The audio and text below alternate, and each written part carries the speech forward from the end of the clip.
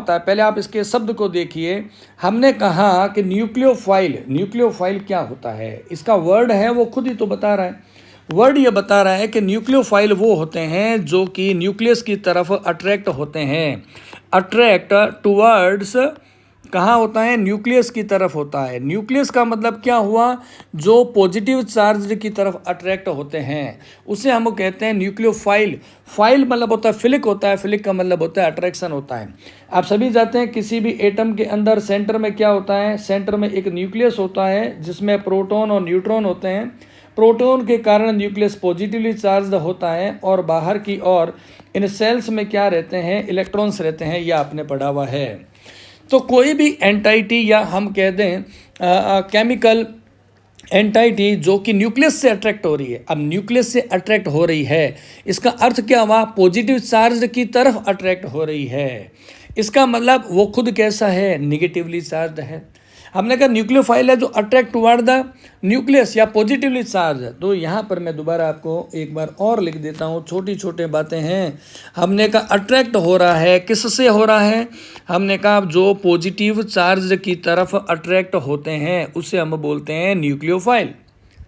और आप जानते हैं कि अपोजिट चार्जेस में अट्रैक्शन हो रहा है, ये पॉजिटिव चार्ज की और अट्रैक्ट हो रहे हैं। इसका मतलब जो न्यूक्लियोफाइल होंगे उनमें क्या नेचर होगी कि वो न्यूक्लियोफाइल वो होंगे जिस पे चार्ज क्या होगा, निगेटिव चार्ज होता है, उसे हम न्यूक्लियोफाइल कहते हैं। या जिसके पास में हम क्या कहें, जिसके पास में एक्स्ट्रा इलेक्ट्रॉन पेयर्स होते हैं वो क्या होंगे, न्यूक्लियोफाइल होंगे। तो कुछ मैं पहले इसके इन बातों को समझाने से पहले इसी के कुछ एग्जांपल्स ले लेता हूँ ताकि आप समझ सकें। एग्जांपल की बात करें मैं न्यूक्लियोफाइल का, जैसे मैंने यहाँ पर लिख दिया है CH3 है और ये CH3 कौन सा, माइनस है। इसी तरीके से मैं यहाँ पर लिख देता हूँ NH2, ठीक है, NH2 है। NH2 पर क्या है, यहाँ पर देखेंगे तो इस पर लोन पेयर होता है। इसी तरीके से मैं लिख देता हूँ वाटर मॉलिक्यूल H2O, ऑक्सीजन पे आप जानते हैं 2 लोन पेयर होते हैं। इसी तरीके से मैं लिख देता हूँ H2S गैस को, यहाँ पे इस सल्फ़र के ऊपर क्या होते हैं, 2 इलेक्ट्रॉन पेयर होते हैं।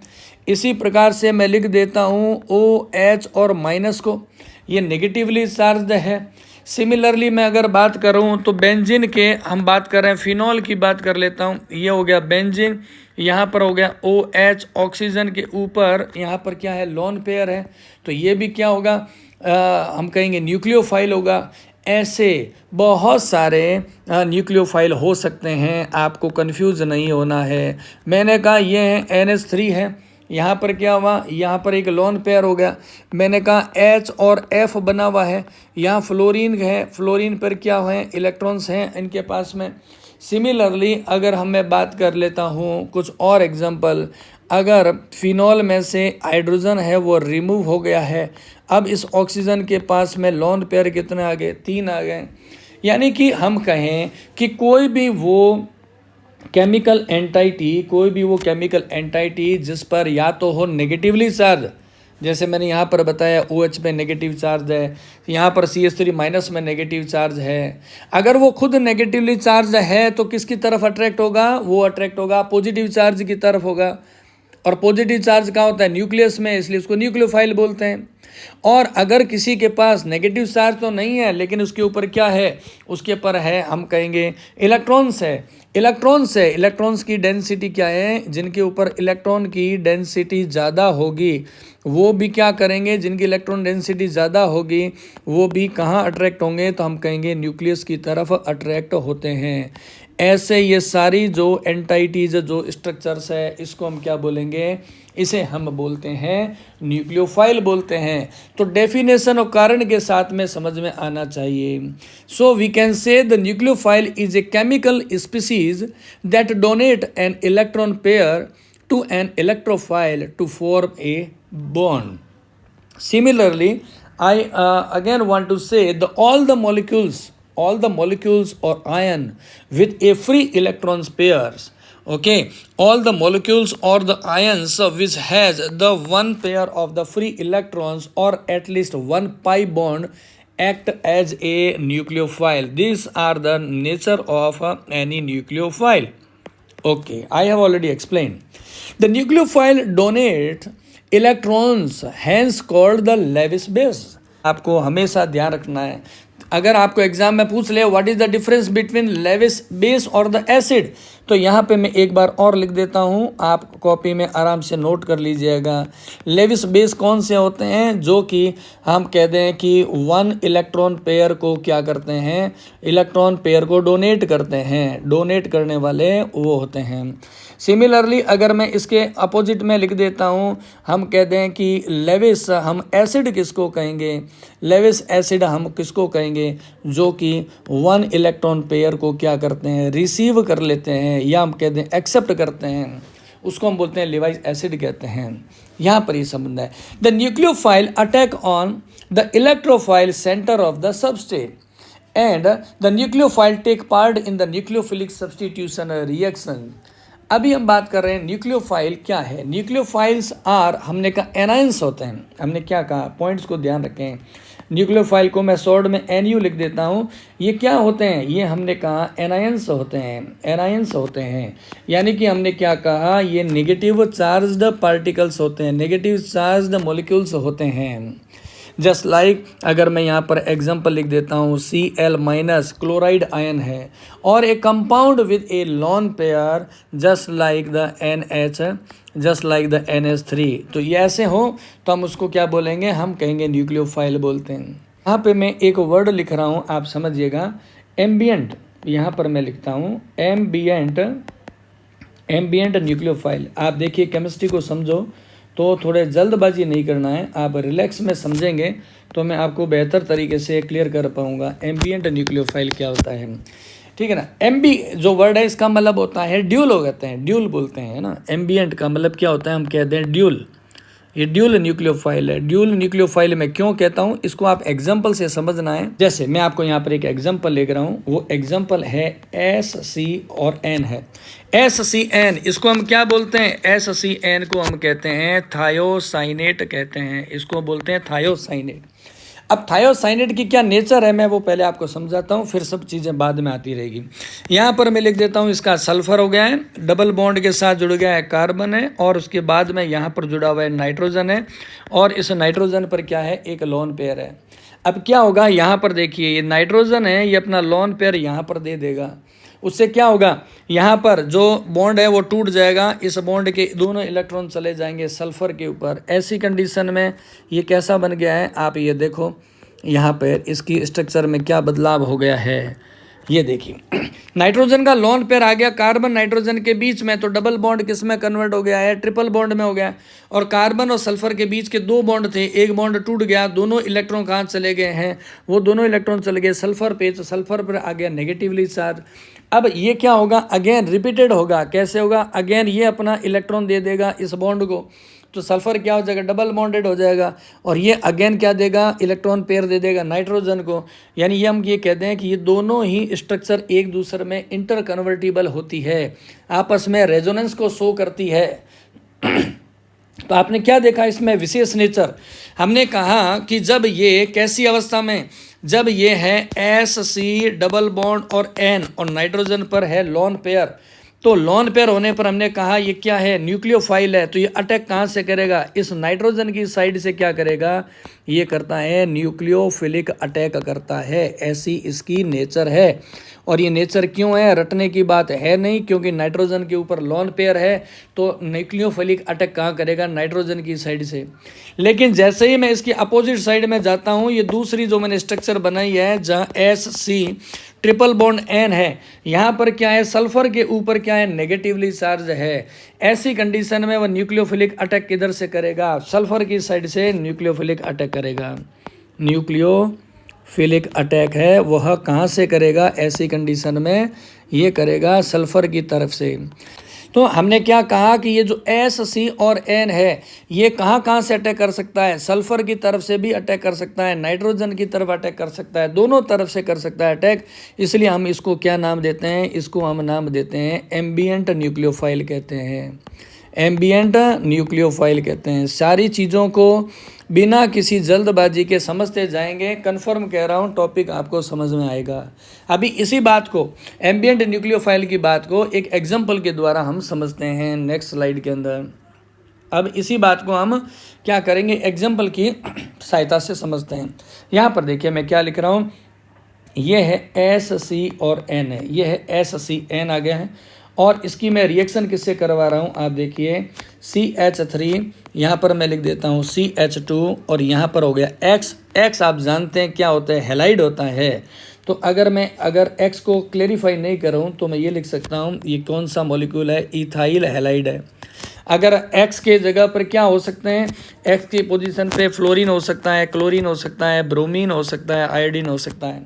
फ्लोरीन होता है तो इथाइल फ्लोराइड होता, क्लोरीन होने पर इथाइल क्लोराइड होता, यानी है कि एक हैलाइड है। इसकी रिएक्शन आपको करानी है इसके साथ में, तो देखो क्या होगा उसको समझना है। दो तरह के मॉलिक्यूल बनेंगे। पहला देखो क्या हुआ, CH3 है और ये हो गया CH2, यहाँ से X है वो हट गया है और ये कहाँ से जुड़ गया है, SCN, यहाँ से इसके साथ में बॉन्ड बना लिया है।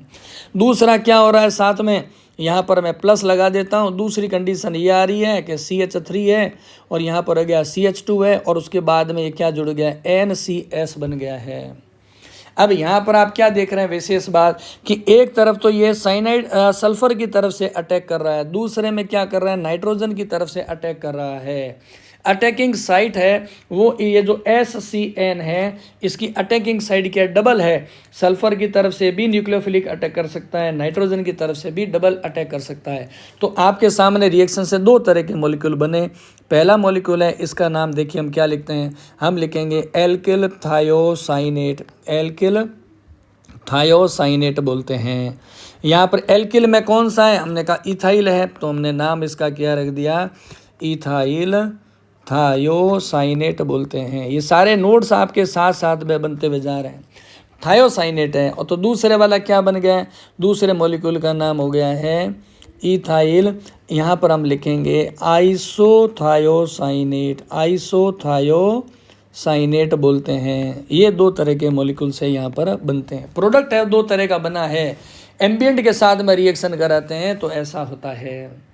जैसे मैं अभी आपको एक और एग्जांपल दे देता हूँ। यहाँ पे हम यहाँ पर लिख लेते हैं कि ये हो गया एल्किल हैलाइड है, यहाँ पर ये कौन सा है, ये हम कहेंगे एल्किल हैलाइड है।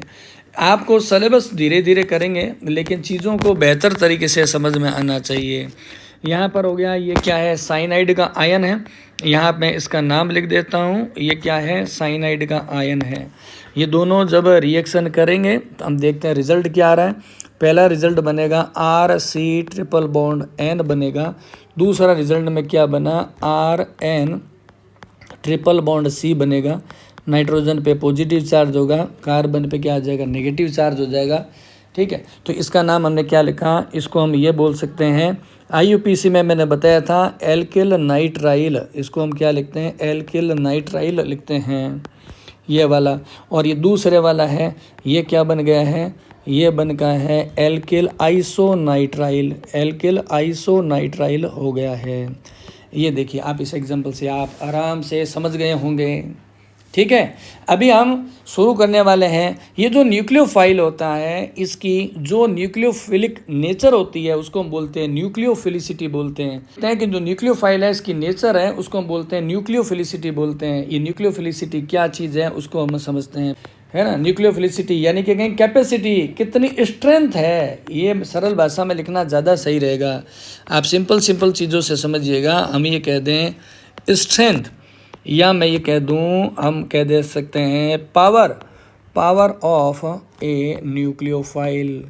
ये न्यूक्लियोफाइल की जो पावर है, न्यूक्लियोफाइल की जो कैपेसिटी है उसको हम क्या बोलते हैं, न्यूक्लियोफिलिसिटी बोलते हैं। The nature, the capacity of the nucleophile of donating electrons, क्योंकि न्यूक्लियोफाइल क्या करते हैं, इलेक्ट्रॉन को डोनेट करते हैं, इसीलिए हम क्या कह सकते हैं, हम ये कह सकते हैं the capacity of a nucleophile donating electron pair is called as the nucleophilicity, and nucleophilicity is the strength of the nucleophile. ये एक स्ट्रेंथ है इसकी, और ये किस पे डिपेंड करती है, हम कहते हैं कौन कौन से फैक्टर्स हैं जिस पर ये डिपेंडेंट रहती है, न्यूक्लियोफिलिसिटी है। हम एग्जाम्पल के साथ में समझेंगे सारी चीज़ों को। पहले तो मैं आपको बता देता हूँ कौन कौन चीज़ों फैक्टर पर डिपेंडेंट रहता है, नाम लिख देता हूँ जो आपके नोट्स में भी काम आएंगे। हम कहेंगे चार्ज ऑफ न्यूक्लियोफाइल। न्यूक्लियोफाइल पे चार्ज कितना है उसी के अकॉर्डिंग इसकी कैपेसिटी होती है। नंबर 2 मैं लिख देता हूँ इलेक्ट्रोनेगेटिविटी के बारे में, इलेक्ट्रोनिगेटिविटी इस पे भी डिपेंडेंट करता है। नंबर 3 मैं लिख देता हूँ सॉल्वेंट के ऊपर, सॉल्वेंट है उसकी नेचर पर, सॉल्वेंट कौन सा है उस पे भी डिपेंड करता है कि वो प्रोटिक सॉल्वेंट है या सॉल्वेंट कैसा है, ए प्रोटिक है, उस पे भी डिपेंड करता है। और नंबर 4 मैं कहूँगा मॉलिक्यूल के शेप के बारे में, साइज़ के बारे में, जिसे हम बोलते हैं स्टेरिक हिंड्रेंस है, उसका बहुत बड़ा रोल होता है इस पर। ये सारी चीज़ें अपने नोट्स भी साथ साथ बनते जा रहे हैं और आप समझ पाएंगे। अब मैं एक एक पॉइंट्स को भी आपको धीरे धीरे समझाता हुआ चलूँगा तो आपको बिल्कुल तकलीफ नहीं आएगी। पहला हमने पॉइंट क्या लिखा है, चार्ज। नंबर 1 पॉइंट में मैंने क्या लिखा है, हमने कहा चार्ज ऑफ न्यूक्लियोफाइल। देखिए मेरी हमेशा आदत है धीरे धीरे पढ़ाओ लेकिन चीज़ें क्लियर करती रहें, इसलिए आपको परेशान नहीं होना है, जल्दी नहीं करना है, आराम से जैसे क्लास में बैठते हैं वैसे ही करना है। चार्ज ऑफ द न्यूक्लियोफाइल, अब पहले एग्जाम्पल देखेंगे तब आप समझ पाएंगे। The ability of donating electron pair, कोई भी न्यूक्लियोफाइल है उसकी इलेक्ट्रॉन है उसको डोनेट करने की एबिलिटी कितनी है, इलेक्ट्रॉन डोनेटिंग एबिलिटी हम बोल सकते हैं, डोनेटिंग एबिलिटी। अब आप कहेंगे देखो याद रटो मत, समझो इलेक्ट्रॉन डोनेटिंग एबिलिटी, अरे कोई भी व्यक्ति डोनेट कौन करता है, जिसके पास में होता है। हम कह रहे हैं 2 व्यक्ति है वो इनमें डोनेशन करना है, डोनेशन की ज़्यादा कैपेसिटी किसकी होगी, जिसके पास में ज़्यादा है वही तो ज़्यादा डोनेट कर पाएगा, जिसके पास कम है तो वो कम डोनेट कर पाएगा। समझ गए बात को, ध्यान से सुनो दोबारा जो मैं कह रहा हूँ। हमने कहा कि डोनेटिंग नेचर किसकी ज़्यादा होगी, डोनेटिंग नेचर उसकी ज़्यादा होगी जिसके पास है, और क्या है, या तो जिसके पास में जितने ज़्यादा हम क्या कहेंगे मोर नेगेटिव चार्ज होगा उतने ज़्यादा वो क्या होगा न्यूक्लियोफाइल पावरफुल होगा, या जिसके पास में जितने ज़्यादा क्या होंगे इलेक्ट्रॉन पेयर्स होंगे, मोर इलेक्ट्रॉन पेयर्स पड़े होंगे एक्स्ट्रा, तभी तो वो इलेक्ट्रॉन को डोनेट कर पाएगा। अब जब है ही नहीं तो कैसे कर लेगा।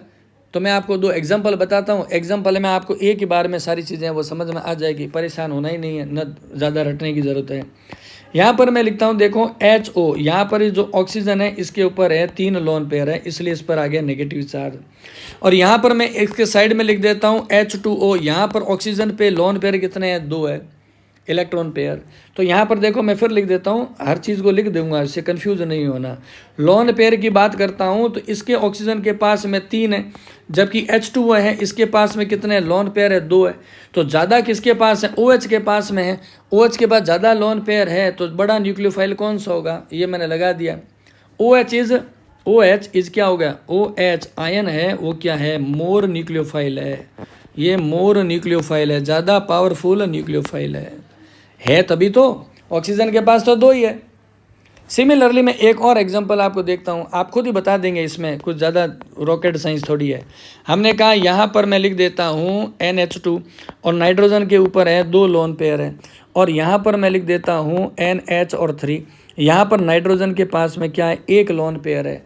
अब जिसके पास इलेक्ट्रॉन लोन पेयर ज़्यादा होंगे वही बड़ा न्यूक्लियोफाइल होगा, क्योंकि इलेक्ट्रॉन को देने की कैपेसिटी ज़्यादा है। तो यहाँ पर दो NH2 है, NH2 के पास में क्या है, ज़्यादा है, ये जो NH2 है NH2 के पास में इलेक्ट्रॉन जो पेयर हैं वो कितने ज़्यादा है, इसलिए क्या होगा इलेक्ट्रॉन पेयर क्या है, मोर है, कंपेरेटिवली ज़्यादा है, इसलिए क्या होगा हम कहेंगे ये स्ट्रॉन्ग न्यूक्लियोफाइल होगा। अब ये कोई रटने की बात नहीं है, केवल समझने की बात है, टेक्निकली समझ लो, समझ गए बात को। ऐसे एक और एग्जांपल है, यहाँ पर लिख देते हैं अपने, उस एग्जांपल को देखो, मैं यहाँ पर लिख देता हूँ। एक तो H2S है, सल्फर के ऊपर लोन पेयर है 2, और दूसरा है यहाँ पर HS है, इस S के ऊपर HS में होते हैं 3 लोन पेयर है। तो ज़्यादा लोन पेयर अगेन देखो किसके पास है, HS के पास में है, इसलिए ये क्या होगा हम कहेंगे HS है वो स्ट्रॉन्ग न्यूक्लियोफाइल है। इतने सरल टॉपिक होते हैं जिसमें आपको ज़्यादा दिमाग लगाने की ज़रूरत नहीं होती है। ये हमने बताया न्यूक्लियोफिलिसिटी, द स्ट्रेंथ ऑफ और power of a nucleophile, it depends on the charge of nucleophile. Second point अभी हम लेंगे इलेक्ट्रोनेगेटिविटी है, उससे न्यूक्लियोफिलिसिटी वो कैसे प्रभावित होती है, वो आगे की तरफ हम चलते हैं। अब देखो अगला जो पॉइंट था वो मैंने क्या बताया, सेकंड नंबर जो पॉइंट है वो है इलेक्ट्रोनेगेटिविटी। इलेक्ट्रोनेगेटिविटी यहाँ पर लिख देते हैं अपने नाम को, इलेक्ट्रोनेगेटिविटी यहाँ पर आई। इलेक्ट्रोनेगेटिविटी की हम बात कर रहे हैं। इलेक्ट्रोनेगेटिविटी से न्यूक्लियोफिलिसिटी है वो कैसे प्रभावित होने वाली है। The nucleophilicity increase with the decreasing electronegativity. अब देखो नेचर खुद ही बता रहा है, इलेक्ट्रोनेगेटिविटी का मतलब क्या होगा, इलेक्ट्रॉन से प्रेम, इलेक्ट्रॉन से स्नेह, नेचर खुद बता रही है। समझ रहे हो बात को। इलेक्ट्रोनेगेटिविटी के वर्ड को समझो, आप समझ जाएंगे। इलेक्ट्रोनेगेटिविटी का मतलब क्या हो गया, जिसके अंदर क्या है, अट्रैक्शन पावर है। किसके प्रति, अट्रैक्शन पावर। शॉर्ट में बता रहा हूँ आपको, कोई मैं डेफिनेशन नहीं बताना चाह रहा हूँ। इलेक्ट्रॉन अट्रैक्शन पावर किसके लिए, पावर फॉर इलेक्ट्रॉन, इलेक्ट्रॉन से, जिसमें इलेक्ट्रॉन को खींचने की ताकत ज़्यादा है, इलेक्ट्रॉन से प्रेम ज़्यादा है, उसमें इलेक्ट्रोनेगेटिविटी ज़्यादा होगी। अब इलेक्ट्रॉन से प्रेम है तो कन्फर्म है न्यूक्लियस से प्रेम तो कम हो जाएगा ना। और दूसरा हम देखते हैं कि न्यूक्लियोफाइल का मतलब क्या होगा। अब दोनों वर्ड को समझेंगे तो समझ में आ जाएगा। न्यूक्लियोफाइल का मतलब क्या हुआ, न्यूक्लियोफाइल का मतलब हो गया नेचर ही अपोजिट आ रही है। यहाँ पर हम कहेंगे अट्रैक्शन है, किसके लिए, अट्रैक्शन फॉर पॉजिटिव चार्ज के लिए है। ये पॉजिटिव चार्ज से अट्रैक्शन कर रहा है। और इलेक्ट्रोनेगेटिविटी में क्या हो रहा है, नेगेटिव चार्ज, इलेक्ट्रॉन की बात कर रहे हो तो इसका मतलब क्या हुआ, हम कहेंगे नेगेटिव चार्ज से अट्रैक्शन हो रहा है। इसका मतलब ये क्या हुए, एक दूसरे के अपोजिट हुए। तो मैं यहाँ पर ये लिख सकता हूँ ना, यहाँ हम लिख सकते हैं कि न्यूक्लियोफिलिसिटी, यहाँ पर हम लिख सकते हैं कि न्यूक्लियोफिलिसिटी जो है वो क्या होगी, इनवर्सली प्रोपोर्शनल किसके होगी, हम कहेंगे इलेक्ट्रोनेगेटिविटी की। ये तो आपको कोई रटने की बात नहीं है कि आप सोचो ये नोट्स बना करके हम इसको रट लें और उससे हम सक्सेसफुल हो जाएंगे, कभी नहीं होगा। आप समझना है इलेक्ट्रोनेगेटिविटी का मतलब attraction toward the negative charge of the electron and nucleophile has the ability to attract the positive charge है। तो एक दूसरे का अपोजिट हो गए तो फॉर्मूला बन गया न्यूक्लियोफिलिसिटी इनवर्सली प्रोपोर्शनल टू ये हो गया। बहुत सारे एग्जाम्पल समझेंगे। इन the periodic table what is happening in the periodic table, ये आप समझो। आप पीरियोडिक टेबल की मैं बात करता हूँ, यहाँ पर देखो, यहाँ मैं लिख देता हूँ पीरियोडिक टेबल में क्या होता है। चीज़ें बहुत इजी है और इजी तरीके से समझना है।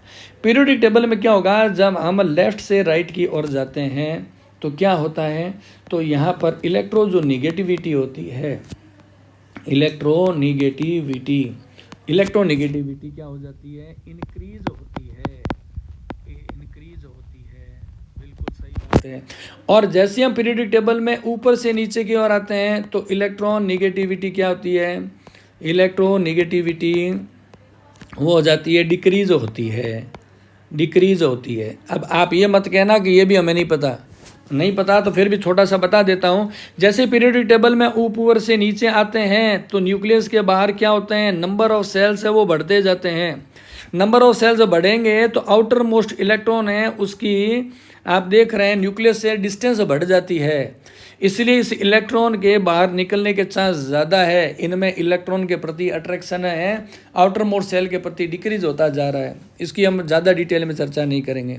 हमने कहा पीरियोडिक जो टेबल होती है उस पीरियोडिक टेबल में जैसे जैसे ऊपर से नीचे आते हैं, ऊपर से नीचे आने पर क्या होता है, एटम होता है उसका जो साइज होता है वो इंक्रीज हो जाता है।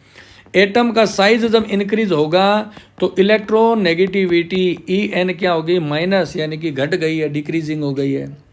अब ऊपर के फॉर्मूले मैंने बता ही दिया तो फिर और अलग से कुछ बताने की ज़रूरत नहीं है। हमने कहा पीरियोडिक टेबल में जब हम लेफ्ट से राइट जाएंगे तो इलेक्ट्रोनेगेटिविटी इंक्रीज हो रही है। इसका मतलब क्या हुआ, इसका मतलब हुआ न्यूक्लियोफिलिसिटी। अब आप खुद देख लेंगे,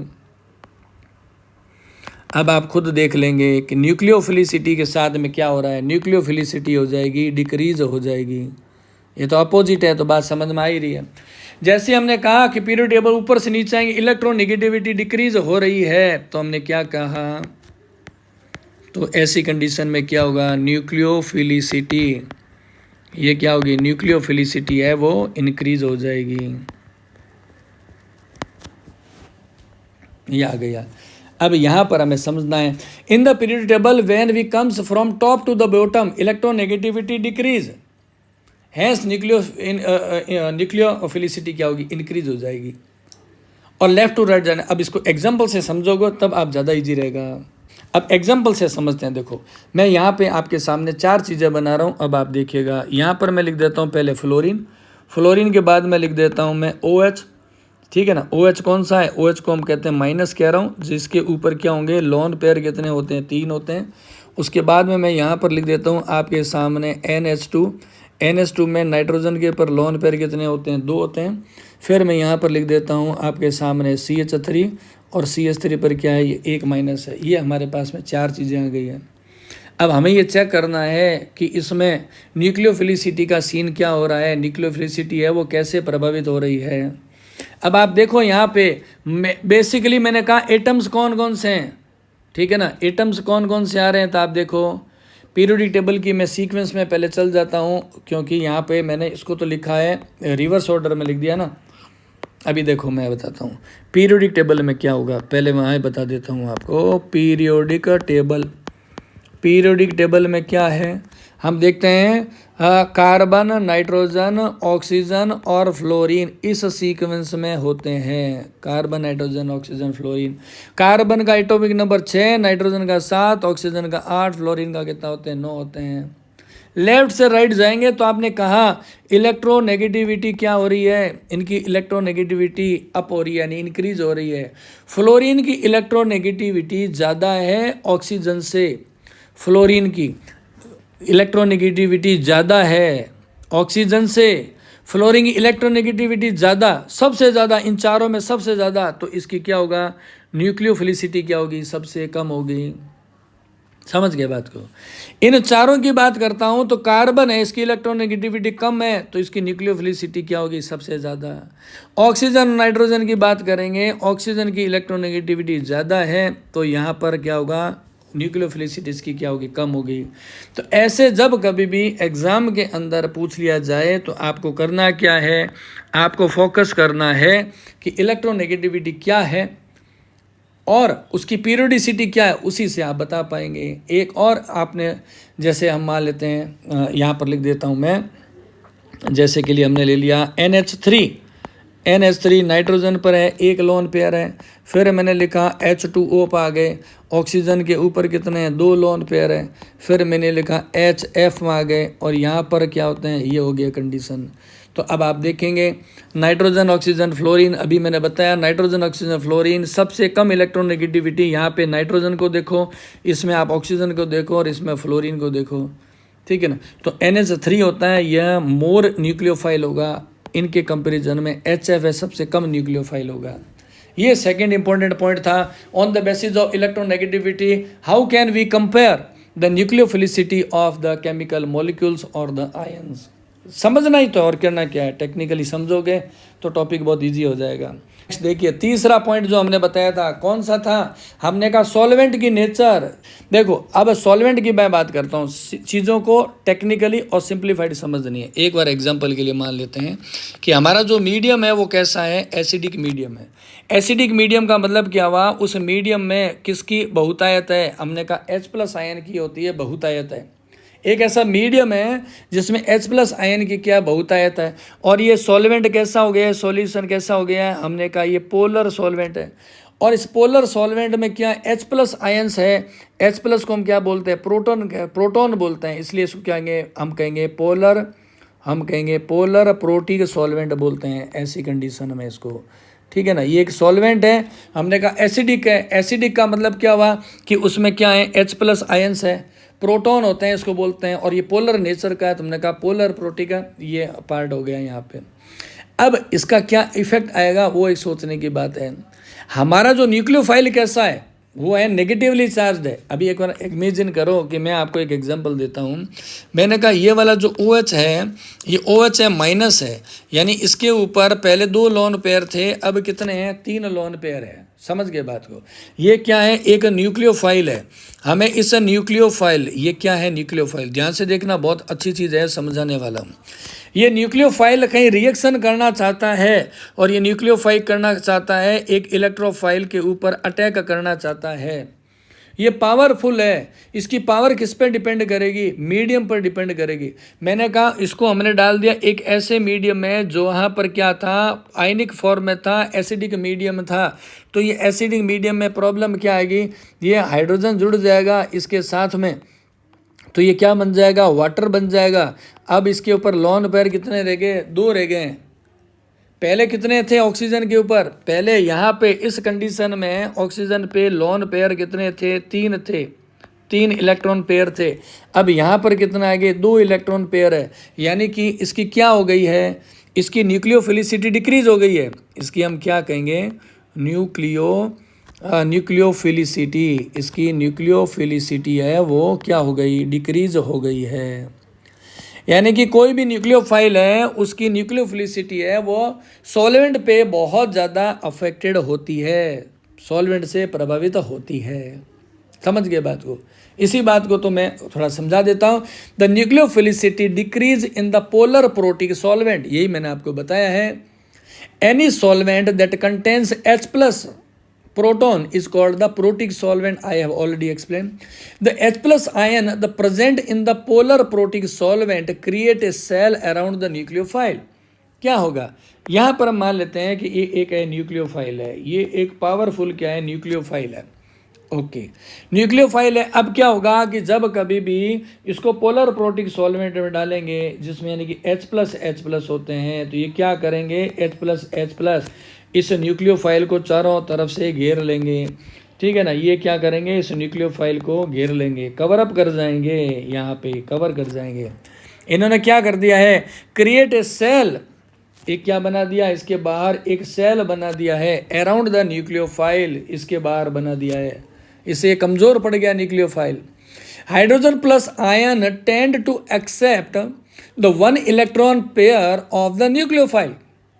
यही तो बात मैं आपको कह रहा था कि यहाँ पर जो मैंने अभी एग्जाम्पल दिया है इसी की बात कर लेता हूँ। मैं अभी आपको एक और एग्जाम्पल ले लेता हूँ, क्यों परेशान हो रहे हो। हमने कहा यहाँ पर है एक NH3 है, ये NH3 है, इस पे नाइट्रोजन पर एक लोन पेयर है और ये क्या है, न्यूक्लियोफाइल है, ये वाला है न्यूक्लियोफाइल है। ठीक है ना, ये न्यूक्लियोफाइल है और इसके पास में कौन आ रहा है, सॉल्वेंट का H+ आ गया। ये H+ में क्या आदत है, वो चाहता है कि नाइट्रोजन के मैं लोन पेयर को ले लूँ। ठीक है ना, तो ये अब क्या बन गया है, NH3 तो था, एक हाइड्रोजन और आ गया, तो हम इसको ऐसा भी लिख सकते हैं, ये क्या बन गया, NH4+ बन गया, नाइट्रोजन पर आ गया प्लस। अब आप मुझे सोचो दिमाग लगा करके कि ये जो नाइट्रोजन था इसके पर लोन पेयर था, इस पर क्या था, एक इलेक्ट्रॉन पेयर था। इस इलेक्ट्रॉन पेयर की प्रेजेंस के कारण ही ये न्यूक्लियोफाइल था। अब उल्टा हो गया, इसके पास में क्या हो गया, पॉजिटिवली चार्ज हो गया। अब तो ये किस में कन्वर्ट हो गया है, ये तो खुद इलेक्ट्रोफाइल बन गया। अब तो ये तो खुद क्या बन गया है, इलेक्ट्रोफाइल बन गया, पॉजिटिवली चार्ज है। अब तो ये नेगेटिव आयन की तरफ, इलेक्ट्रॉन्स की तरफ अट्रैक्ट होगा। समझ पा रहे हैं बात को। तो कहने की बात है, जब किसी सॉल्वेंट को हम बदलते हैं, पोलर प्रोटिक सॉल्वेंट में डाल देते हैं, तो सॉल्वेंट के प्रोटॉन को न्यूक्लियोफाइल ने जब एक्सेप्ट कर लिया, ठीक है ना, एक्सेप्ट कर लिया, तो क्या होगा, उसकी न्यूक्लियोफिलिसिटी डिक्रीज हो जाती है। ऐसा मानते हैं हम कि the fluoride is strong hydrogen acceptor. देखो अब मैं यहाँ पर आपको कंपैरिजन करवा रहा हूँ किसका, केवल हैलाइड्स की, क्योंकि एग्जाम में बहुत सारी बातें हैलाइड से रिलेटेड पूछी जाती है। यहाँ पर मैं लिख देता हूँ हैलाइड्स का एग्जाम्पल है, तो आपको ध्यान रखना है हैलाइड कौन से होते हैं। मैं देखो कैसा लिख रहा हूँ, फ्लोरीन, क्लोरीन, ब्रोमीन और ये आयोडीन। ये मैंने ऊपर से नीचे क्यों लिखा है, क्योंकि आप जानते हैं पीरियोडिक टेबल में ये इसी सीक्वेंस में होते हैं। फ्लोरीन सबसे ऊपर, क्लोरीन नीचे, ब्रोमीन और आयोडीन, ये इसकी पोजीशन है। और आपको ये भी तो पता है कि जब हम पीरियोडिक टेबल में ऊपर से नीचे की तरफ आते हैं, तो मैं बोल रहा हूँ EN इलेक्ट्रोनेगेटिविटी क्या हो जाती है, नीचे आने पर इलेक्ट्रोनेगेटिविटी हो जाती है, डिक्रीज हो जाती है। इलेक्ट्रोनेगेटिविटी अगर डिक्रीज हो जाएगी तो ऊपर से नीचे आने पर क्या होगा, हमने कहा न्यूक्लियोफिलिसिटी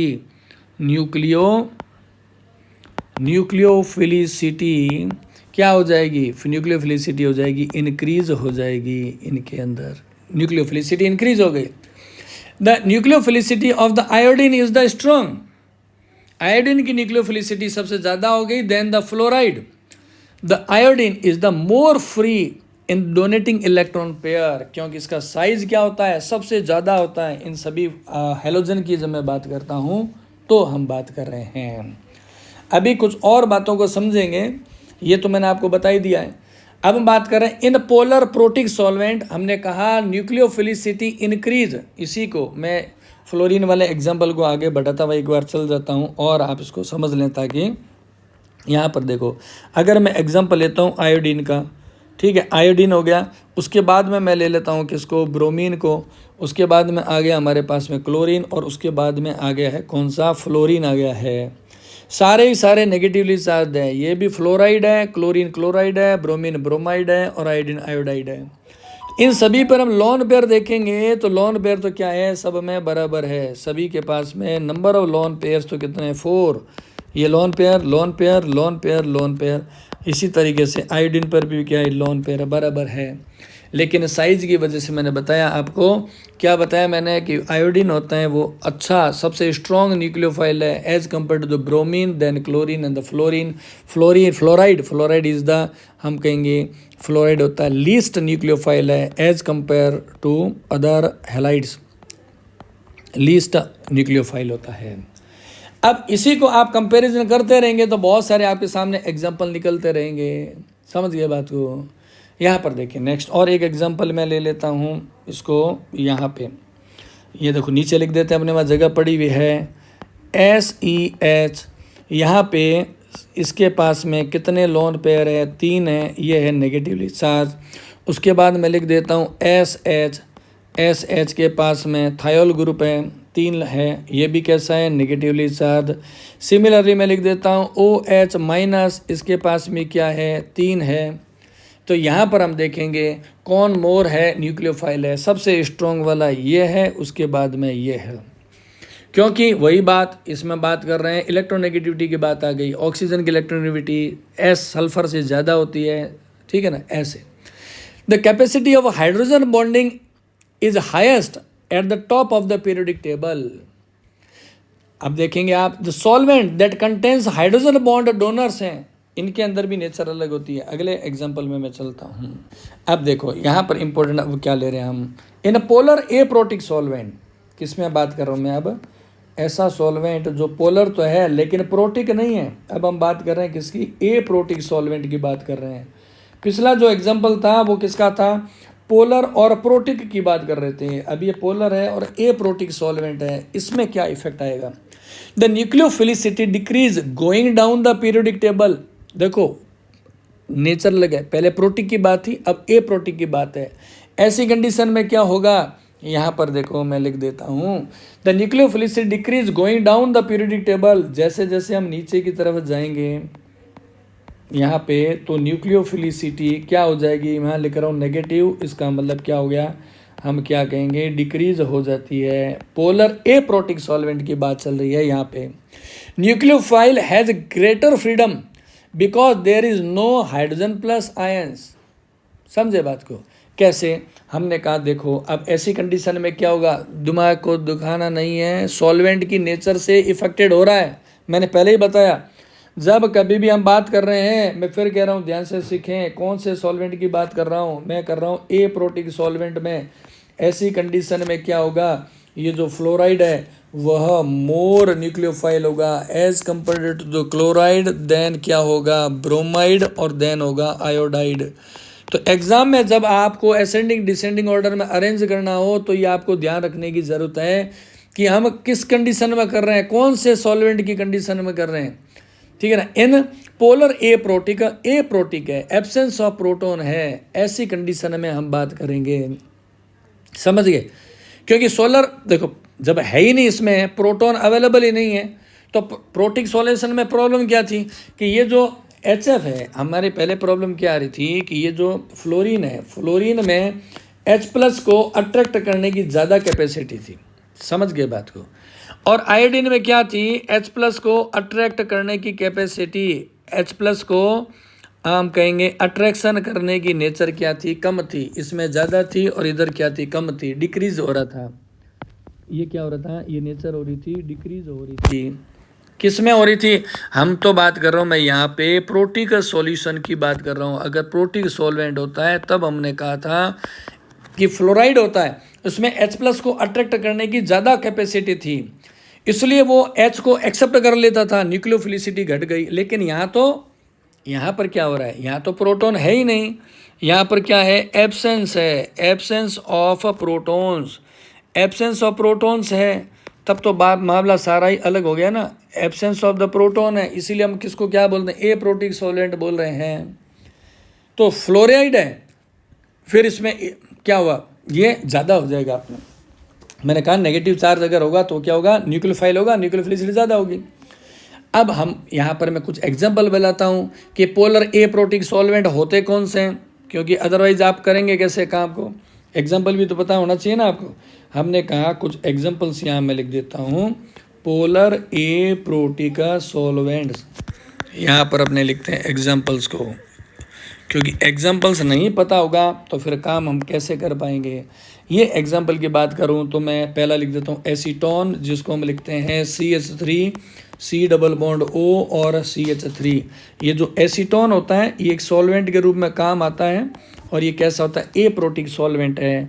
सिमिलरली मैं यहाँ पर देखो लिख देता हूँ, ये है नाइट्रोजन है, और यहाँ पर कोई भी मान लेते हैं एल्काइल ग्रुप जुड़ा हुआ है, और यहाँ पर आ गया एल्डिहाइड लगा हुआ है, ठीक है, ये हो गया। हम इसको क्या बोलेंगे, एन डाई एल्किल, हम इसको बोलेंगे एन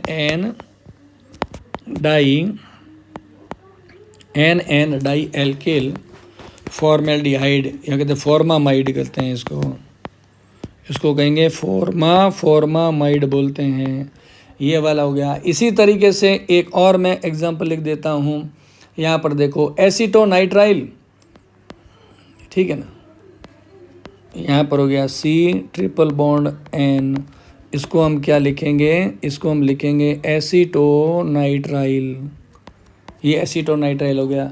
और आपको बता देते हैं एक और एग्जांपल के बारे में, यहाँ सल्फ़र पे मैंने ऑक्सीजन लगाया है, और यहाँ पर मैं क्या लिख रहा हूँ CH3, और ये हो गया CH3, ठीक है। इसका नाम है डाई मिथाइल सल्फोक्साइड, यहाँ पर नाम लिख देते हैं, डाई मिथाइल है यहाँ पे आप देखेंगे, और सल्फ़र का ऑक्साइड है तो नाम हो गया डाई मिथाइल सल्फोक्साइड बोलते हैं इसको, डाई मिथाइल सल्फोक्साइड।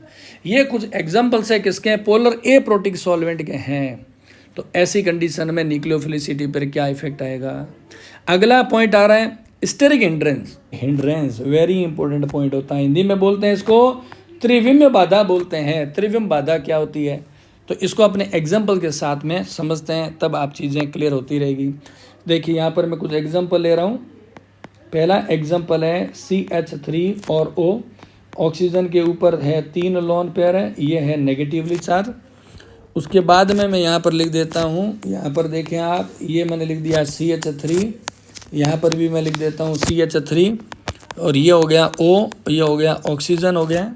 और उसके बाद में एक और एग्जाम्पल ले लेते हैं अपने CH3 और C, यहाँ पर भी मैं लिख देता हूँ CH3, एक नीचे लिख देता हूँ CH3, और यहाँ पर है ऑक्सीजन, और ये वाला हो गया लोन पेयर।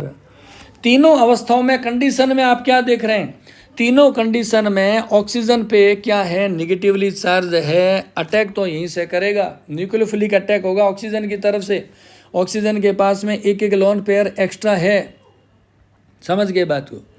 अब यहाँ पर आप देखो नेचर के बारे में ये क्या है, पहला वाला है ये 1 डिग्री कार्बन से जुड़ा हुआ है, ये वाला किससे जुड़ा हुआ है 2 डिग्री कार्बन से, यहाँ पर ऑक्सीजन किससे जुड़ा हुआ है 3 डिग्री कार्बन से जुड़ा हुआ है। मैंने आपको बताया था ऐसा कार्बन जो अपने अलावा 3 अदर कार्बन से जुड़ा हुआ है तो 3 डिग्री कहते हैं, जैसा कि इसमें हो रहा है।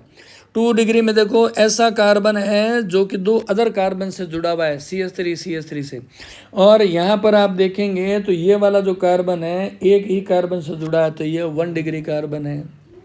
अब यहाँ पे आपको थोड़ा सा समझना है, हमने कहा न्यूक्लियोफाइल का मतलब क्या हुआ? न्यूक्लियोफाइल का मतलब ये हुआ कि जो न्यूक्लियस को अट्रैक्ट करना चाहते हैं, न्यूक्लियस को अट्रैक्ट करना चाहते हैं, उनको हम बोलते हैं न्यूक्लियस के प्रति मोह माया जिसके अंदर ज़्यादा पड़ी हुई है। द बल्कियर और द बिग और द लार्ज न्यूक्लियोफाइल, ठीक है ना, is the slower then the rate of in the rate of reaction. यहाँ पे देखें तो हमने क्या कहा कि इस कंडीशन में क्या होगा, यहाँ पे सबसे बेस्ट जो न्यूक्लियोफाइल होगा, जो लीस्ट बल्कि होगा, उसे कहते हैं लीस्ट बल्कि होगा, वो क्या होगा, यहाँ पर लिख देता हूँ मैं, 1 डिग्री वाला क्या होगा, बेस्ट न्यूक्लियोफाइल है, बेस्ट न्यूक्लियोफाइल है। स्टेरिक हिंड्रेंस कम आ रही इसलिए क्योंकि ये कैसा है, लीस्ट बल्कि है, ये कैसा है, लीस्ट बल्कि है। कोई मान लेते हैं, मैंने कहा न्यूक्लियोफाइल किससे रिएक्शन करेगा, इलेक्ट्रोफाइल से, तो इलेक्ट्रोफाइल है उसका अटैकिंग इजी कहाँ होगा, सबसे टफ होगा किसमें, इसमें, ये वाला है, इसको मैंने क्या कहा, ये होगा पुअरेस्ट न्यूक्लियोफाइल है, सबसे कमज़ोर टाइप का न्यूक्लियोफाइल रहेगा ये, ठीक है, ये सबसे पुअरेस्ट रहेगा क्योंकि इसकी स्ट्रक्चर कैसी है, हमने कहा ये मोस्ट बल्कि है, ये बहुत फूला हुआ है, मोस्ट बल्कियर है। यहाँ पर आप देखोगे इसके अंदर तो क्या कंडीशन है, यहाँ पर देखो एक तो आ गया ये कार्बन, और इस कार्बन के साथ में एक जुड़ा हुआ है कार्बन, एक कार्बन जुड़ा हुआ है यहाँ पे, तीसरा कार्बन जुड़ा हुआ है यहाँ पे, और फिर क्या होगा, इन सभी पे क्या हुआ है, 3 हाइड्रोजन हाइड्रोजन हाइड्रोजन, इतना ज़्यादा बड़ा मॉलिक्यूल है ये, समझ आ रहे हो बात को, इतना बल्कि है यहाँ पे, इतना ये बल्कि है, बहुत बड़ा है। ऐसी कंडीशन में आप क्या देखेंगे, और ऑक्सीजन है बेचारा वो यहाँ पर है।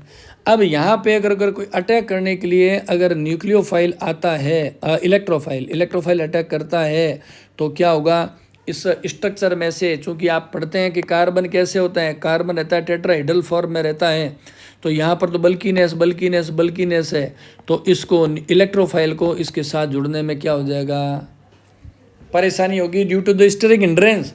इसलिए जो जितना ज़्यादा बल्कि होगा वो पूरेस्ट न्यूक्लियोफाइल होता है। समझ गए बात को। ऐसे ही अब बहुत सारे इसके आप एग्जांपल्स देख सकते हैं बल्कीनेस के हिसाब से, और बार बार आप प्रैक्टिस कीजिएगा, बार बार प्रैक्टिस करेंगे तो आप इसके बारे में समझ सकेंगे। तो ये है अपना जो टॉपिक आज का कंप्लीट हो गया है। कौन सा टॉपिक है ये अपना हो गया nucleophile and nucleophilicity. Thank you.